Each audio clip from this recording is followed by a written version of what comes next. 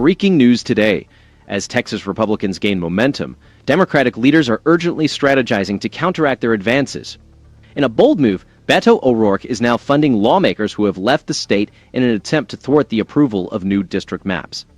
This raises a critical question. Why are national Democrats so intensely involved in this matter? Hello, and welcome to That News Show, where we discuss the latest facts, fakes, and hypocrisy as reported by the legacy media. Let's roll the tape. Fox News reports that as the battle over Texas's congressional maps intensifies, former President Trump has caught the attention of Barack Obama. Why would a former president immerse himself in a state-level dispute? Texas is now the epicenter of American politics, and the Democratic establishment is visibly concerned. Trump's support for Texas Republicans in their quest for fair representation has prompted Washington's old guard, led by Obama, to defend their control. They're unsettled by the prospect of local voters, rather than global elites or party insiders, determining their own future. The struggle extends beyond mere maps. It's about who truly governs the United States. Let's see what we can find out.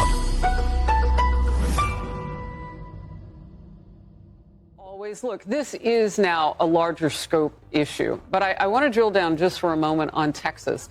Where are they in all of this, and why is this moment so contentious? Well, they're on solid grounds where they are. That's what makes the moment so contentious. Texas stands at the heart of a broader national debate, charged by its newfound stability, legally, constitutionally, and in terms of public support. After years of chaos fueled by previous open border policies, decisive action has led to historically low illegal crossings. The state's partnership with the Trump administration has enhanced operational control and accountability at the southern border. Troops and law enforcement are coordinated, barriers have been erected, and mass releases into the interior are a thing of the past. The Democratic Party's response further highlights this situation. Instead of recognizing the effectiveness of these measures or the will of Texas voters, Democrats have employed desperate tactic, fleeing the state, seeking refuge in blue strongholds, and calling on national figures for support. This isn't about protecting democracy. It's about safeguarding their political interests and challenging Texas sovereignty. When governors from states like Illinois and California threaten retaliation or offer sanctuary, it becomes evident that this issue goes beyond local politics and reflects a concerted effort by the political establishment to undermine the choices of ordinary Texans.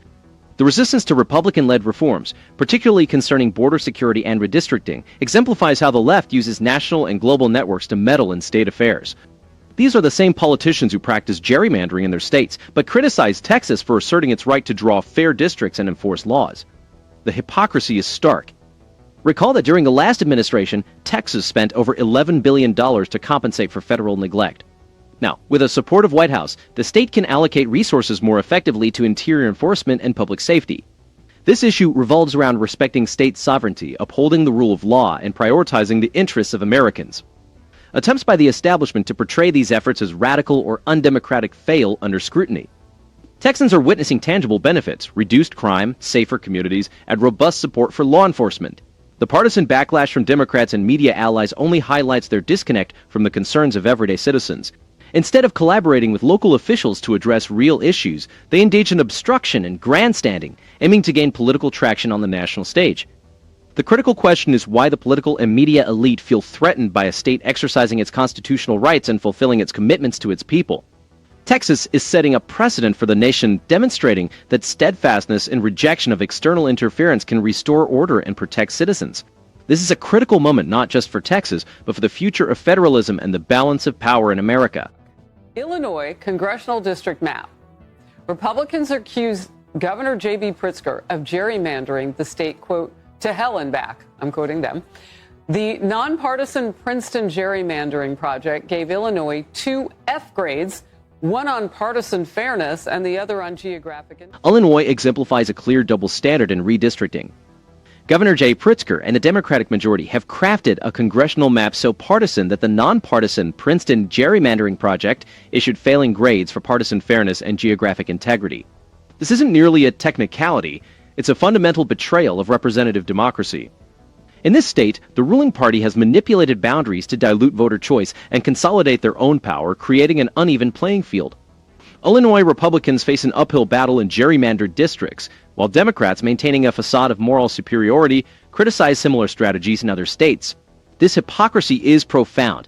Democratic gerrymandering is often portrayed as protecting democracy, yet when Republicans seek fair representation, they're accused of undermining it.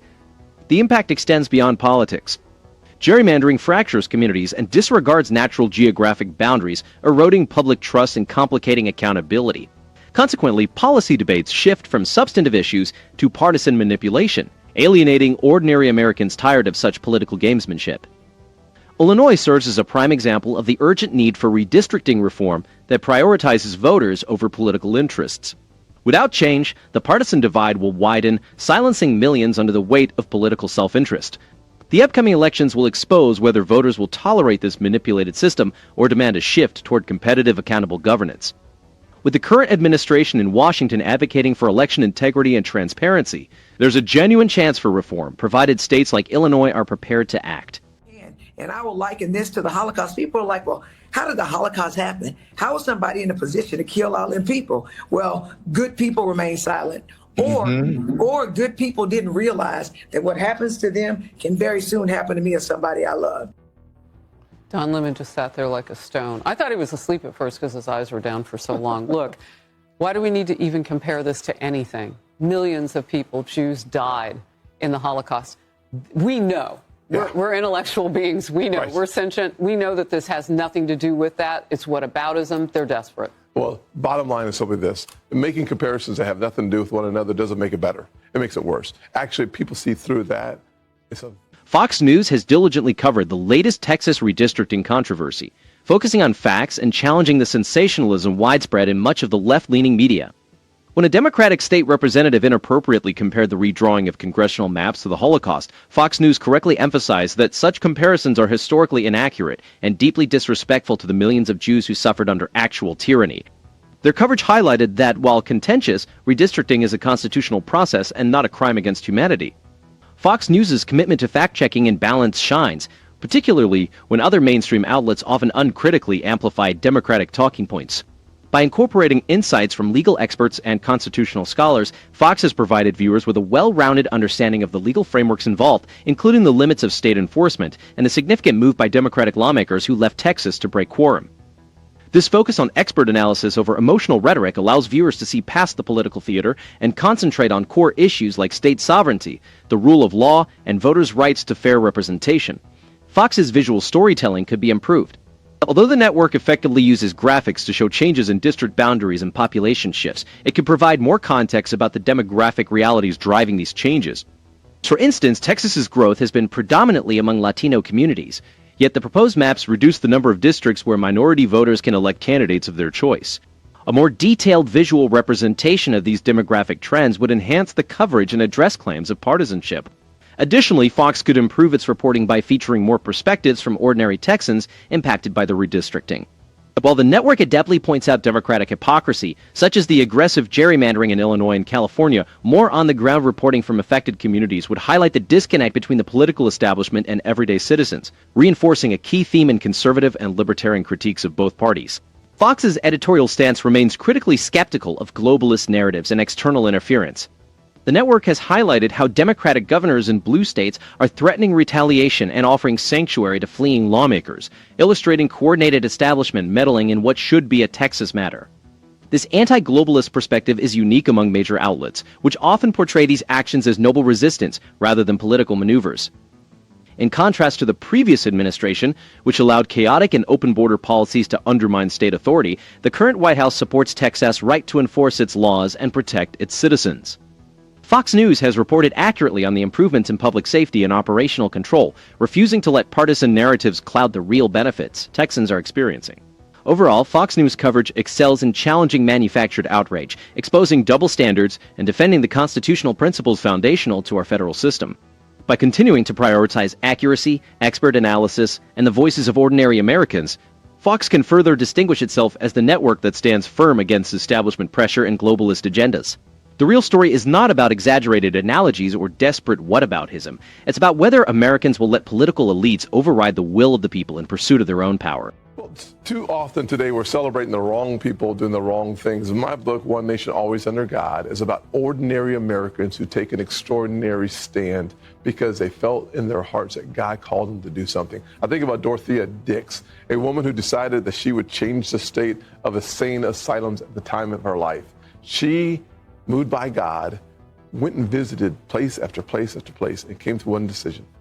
I must change and bring dignity and respect to these institutions for the people. She changed the course of mental health and how we treat it in America today. You think about person after person after person in my book that talks about these profiles of Christians called by the Lord to do something significant in our... Faith-driven leadership and principled action have always been at the heart of the American narrative, particularly when individuals heed the call to serve their communities. Dorothea Dix is a testament to this, as her faith-driven conviction revolutionized the nation's approach to mental health, infusing dignity and compassion into a previously neglectful system. This legacy of ordinary people rising to extraordinary challenges continues to embody the best of America. Today, we see the tangible results of renewed efforts to restore order and uphold the rule of law.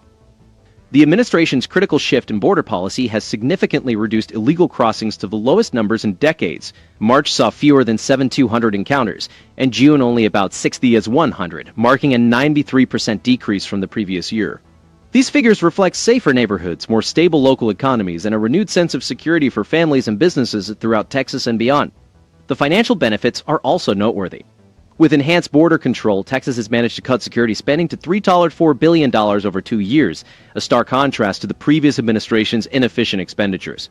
This efficiency has paved the way for Texas to seek reimbursement for the $11 billion already spent, thanks to robust cooperation between state and federal partners.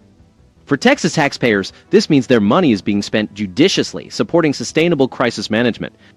For the average household, the benefits are clear. Lower crime rates and stable communities lead to higher property values, more job opportunities, and a thriving environment for small businesses. The positive impact extends across various sectors: agriculture, manufacturing, retail, each benefiting from the predictability and safety that come with secure borders and responsible governance. Contrastingly, we witness chaos in political theater from the opposition. Instead of collaborating to address real issues, some Democratic leaders have opted to flee their duties, seeking refuge in blue states and avoiding accountability. This is not principled resistance, but a desperate bid to protect vested interests at the cost of ordinary voters. The spectacle of politicians from blue states threatening retaliation or offering sanctuary highlights their disconnect from the needs and values of everyday Americans. The economic uncertainty fueled by such political brinkmanship does not go unnoticed by investors or business owners. When states like Illinois and California threaten to redraw their maps, it sends a destabilizing message to companies contemplating long-term investments. Stability and fairness are at risk. This kind of interstate conflict erodes the foundations of American federalism, complicating planning for families, entrepreneurs, and communities. Despite these challenges, the American tradition of faith-inspired action persists. The narratives in One Nation, Always Under God remind us that significant change stems from individuals who refuse to accept decline or dysfunction. Inspired by conscience and conviction, they endeavor to restore integrity, much like Dorothea Dix did. These individuals are the backbone of strong families, thriving businesses, and vibrant communities, upholding the principles that make this country exceptional. Looking forward, the choice is clear. We can either reinforce policies that honor state sovereignty, reward hard work, and protect American citizens, or we can continue down a path of division, hypocrisy, and excessive government intervention. The data, stories, and daily experiences of ordinary Americans all point to one conclusion. The path to renewal is paved with faith, responsibility, and an unwavering commitment to the values that distinguish our nation. This is just the tip of the iceberg. What we are witnessing is not a grassroots movement, but rather the political establishment scrambling to maintain its power. When former Democratic leaders descend on Texas, their goal isn't to defend democracy, but to protect their own interests, often against the will of the people. The previous administration, led by Joe Biden and Kamala Harris, often overlooked local concerns in favor of global agendas, leaving ordinary Americans feeling neglected. Now, with President Trump at the helm, we see a leadership that prioritizes America and respects state sovereignty. Why are they so afraid of your voice? It's simple. When Americans think independently, the establishment loses control. We would be happy to hear your comments. Please don't forget to like and subscribe. Until next time, we will be watching them for you. That's all, folks.